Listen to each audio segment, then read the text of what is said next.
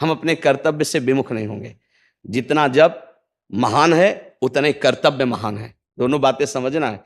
जब माला फेरा और इसके बाद बेईमानी, अधर्माचरण, इनका कोई नियम नहीं है कि हमें कैसे चलना है, तो वो माला काम नहीं कर पाएगा, क्योंकि उसका तभी सत्य भाव माना जाएगा माला जपला जब धर्माचरण है। धर्माचरण नियम से। बोले वो बड़े कट्टर नियम वाले हैं, उनको घूस नहीं, आप उनको भयभीत करके नहीं काम करवा सकते, प्रलोभन में काम नहीं करा सकते। ये हमारी गृहस्थी है ना, तो गृहस्थी के पालन के लिए धन चाहिए, और धन के लिए हम धर्म को आगे रखें, धन को नहीं। धर्म को, हमारा कर्तव्य क्या, प्रायः जैसे पूज्य बाबा ने कहा, आज हमारे देश में बहुत दुर्दशा हो रही है। दुर्दशा हो रही, क्यों? क्योंकि सब अपनी जगह से गलत हो रहे हैं। अगर अपनी जगह हम ठीक रहे तो हमारी दुर्दशा नहीं होगी, हमारा भजन कम होगा, लेकिन हम धर्म से चल रहे हैं तो हम विजयी होंगे। हम भगवान को प्रसन्न कर सकते हैं, क्योंकि हमें जो कार्य मिला है वो भगवान का ही कार्य, सृष्टि भगवान का कार्य।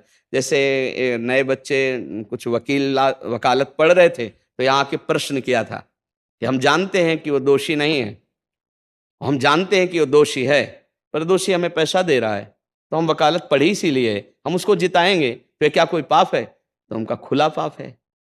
बोले नहीं, हमारी कोई ऐसा कंपनी दो, ऐसा कुछ बोले कि हमारी कंपनी को ये सिखाया जाता है, तो हमको तो ये करना ही होगा, अगर नहीं करेंगे तो हमारी वकालत का मतलब क्या रहा? तो नहीं, वकालत का मतलब अधर्मी को मुक्त करवाना नहीं है, वकालत का मतलब अधर्मी के सबूत एकत्रित करके उसको दंड दिलवाना है और धर्मात्मा को मुक्त करवाना है। अब इसके लिए आपके पास अर्थव्यवस्था अगर कमजोर भी है तो धर्म व्यवस्था आपकी पूरी है। धर्म व्यवस्था ठीक है तो परिवार स्वस्थ रहेगा, सुखी रहेगा, भगवान आप पर प्रसन्न रहेंगे।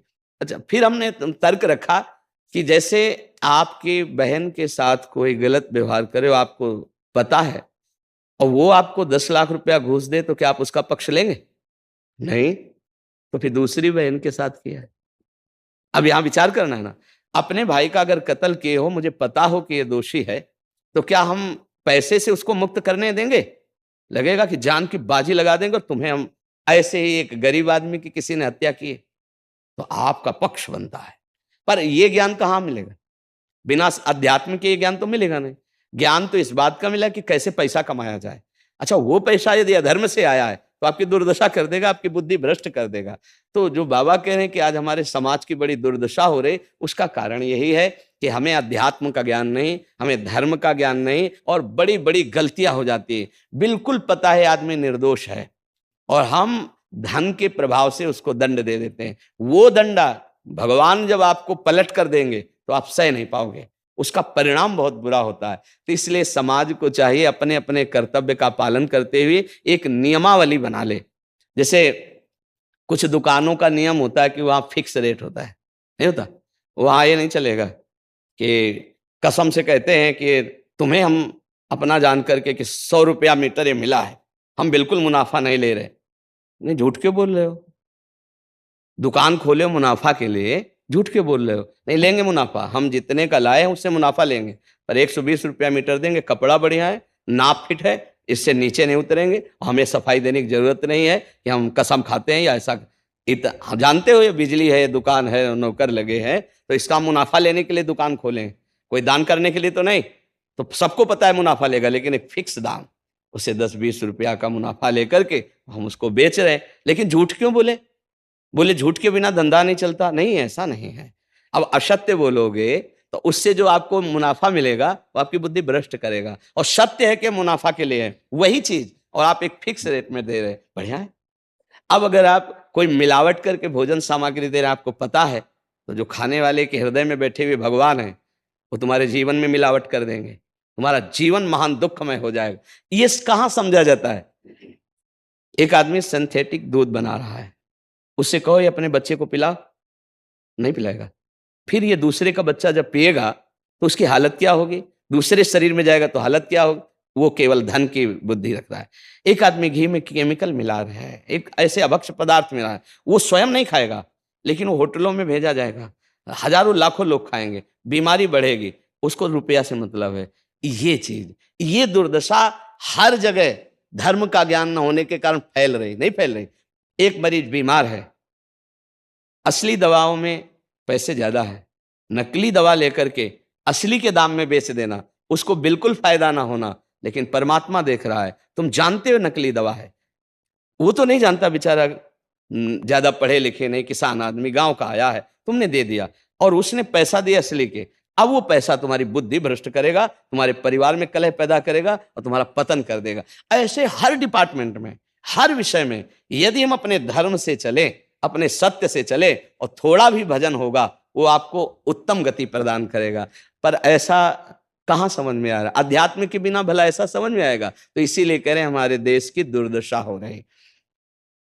पूर्वजों में पहले ये था कि हमारा धर्म नहीं जाना चाहिए चाहे प्राण चले जाएं, हमारा चरित्र नहीं जाना चाहिए चाहे सर्वस्व नष्ट हो जाए। आज इसकी कोई परवाह नहीं, तो उसी से बुद्धि भ्रष्ट हो जाती है, जीवन एक पशुवत आचरण वाला हो जाता है और वो अपने को बड़ा सुखी समझने लगते हैं कि हमारे पास बड़ा वैभव है। लेकिन प्यारे, उस दिन को याद करो जिस दिन तुम्हारा आखिरी समय होगा, ना तुम्हारा फार्म हाउस जाएगा, ना महल तुम्हारा जाएगा, ना बैंक बैलेंस जाएगा, ना कोई व्यक्ति और ना ये शरीर। अब तुम्हारे कर्म तुमको भोगवाएंगे। उस समय की कौन याद करता है? अगर उस समय की याद हो तो भय लग जाए कि नहीं नहीं, पाप नहीं करूंगा, क्योंकि जाना है यहां से। अच्छा, कब जाना है कुछ पता नहीं है, किसी भी समय ट्रांसफर हो सकता है इस शरीर से। तो हमें लगता है कि महापुरुषों के जो वचन हैं कि हमें एक नियम से जीवन जीना चाहिए, धर्म पूर्वक जीवन जीना चाहिए, अपने कर्तव्य का पालन करना चाहिए। जो हमारे लिए कर्तव्य, आज प्रायः धन प्रधान बुद्धि होने के कारण कर्तव्य स्वाहा हो रहा है। एक विद्यालय में विद्यार्थी के लिए जो गुरु पद में बैठा है, उसका क्या कर्तव्य है? वो अपने कर्तव्य को भूला हुआ है। भला छोटे छोटे विद्यार्थियों को, जिनकी नींव पूरे राष्ट्र सेवा में, समाज सेवा में बन सकते हैं, अगर उनको हम सही शिक्षा नहीं दी तो उनका पूरा जीवन बर्बाद हो जाएगा। अगर उनको हम गलत सपोर्ट कर दिए तो उनका पूरा जीवन बर्बाद, क्योंकि नया जीवन है। और जगह जगह अपने अपने कर्तव्यों का यदि पालन किया जाए तो पूरा समाज सुखी हो जाए। लेकिन कर्तव्यहीनता आ रही, कोई अपने कर्तव्य को नहीं समझ रहा है। तो यही बात महापुरुष जनों को दुख लगता है कि अगर सब अपने कर्तव्य का पालन करें, धर्म का पालन करें, भगवान का नाम जप करें, तो सब सुखी हो जाए। सुख सब चाहते हैं और आचरण दुख वाले करते हैं, इसीलिए सुख नहीं मिल रहा है, परिणाम में हमें दुख मिल रहा है। सच्ची मानना, वो रुपया पूरे परिवार में अशांति पैदा कर देगा। और धर्म पूर्वक 100 रुपया लाओगे और 4-5 परिवार के बैठ के नमक रोटी खाओगे, आनंद से सोओगे, बड़ा प्यार रहेगा, भगवान की कृपा रहेगी। पर ये बात समझ में नहीं आती है। तो ये वृत्ति अगर छोड़ी ना जाएगी तो कुछ भी कर लो, कहीं भी दान पुण्य कर लो, लाभ नहीं मिलेगा। अगर दान देने की बात कही गई है तो धर्म पूर्वक कमाए हुए धन से। अगर आप मेहनत से कमाए हो ना, 10 रुपया दे दोगे ना, तो 10 रुपये का वो आटा ला के अगर 2 रोटी खाएगा तो खूब भजन होगा। और आप 1 लाख रुपया बेईमानी कर रख दोगे ना, तो बैठे बैठे वो गंदा ही सोचेगा, भजन नहीं होगा। उसका गंदा सोचना और आपका गंदा करना, दोनों मिल करके, उसके कारण भी तो आप बने ना, तो आपका ही पतन हो जाएगा। उसको तो भगवान बचा लेंगे, क्योंकि भगवान की शरण में है। तो मुझे लगता है अधर्म के धन से कभी किसी को लाभ नहीं मिलता। तो अपने कर्तव्य का पालन करते हुए यदि नाम जप किया जाए तो बहुत जल्दी हमको लाभ प्राप्त हो जाए। बहुत सुंदर, मतलब ये चर्चा होती है, अगर आप लोग इसको धारण कर लें तो निहाल हो जाएंगे। सच्ची कह रहे, ये जो बातें हैं ये बहुत सुंदर जीवन को पुष्ट करने वाली हैं, पर आप धारण कर लें तो बात है। नहीं तो जैसे लाभ दिखाई दे रहा 50,000, तो ये बातें भूल जाओगे, ये बातें अच्छी नहीं लगेंगी। हे यार, बहुत बढ़िया काम घर में आएगा, पर हमारी ये बात ध्यान रखना, वो 50,000 घर में अशांति पैदा कर देगा। सच्ची मानना, आप धर्म से चलना, धर्म से चलोगे तो भगवान तुम्हारी रक्षा में रहेंगे। अधर्माचरण, देखो कैसी कैसी घटनाएं होती हैं। बढ़िया कार है, फिल्मी गाना लगाए चल रहे हैं, और वो एक्सीडेंट हुआ, आग लग गई, बाहर निकल ही नहीं पाए, वो अंदर ही जल गए। क्या हुआ? ये करोड़ों रुपए की कार भूंज दिया तुमको अंदर ही बैठाल के, धू धू करके आग लग गई, अंदर जल। ऐसे जलना चाहते हो, या भगवान के आनंद में चिंतन करके शरीर छोटे हो, फिर दाह संस्कार हो ऐसे कि सब लोग भगवान के नाम का कीर्तन करते ही जा रहे, फिर आपका अंतिम संस्कार, वहां जीवित जल गए। क्या हो सकता है? एक एक पल तुम्हारे कर्म का हिसाब होगा, एक एक सेकंड का। ऐसे कर्म करो कि हमारा अच्छा हिसाब हो, बुरा हिसाब। ये मत समझो कोई देख नहीं रहा, वो देख रहा है जिसको हिसाब कर रहा है।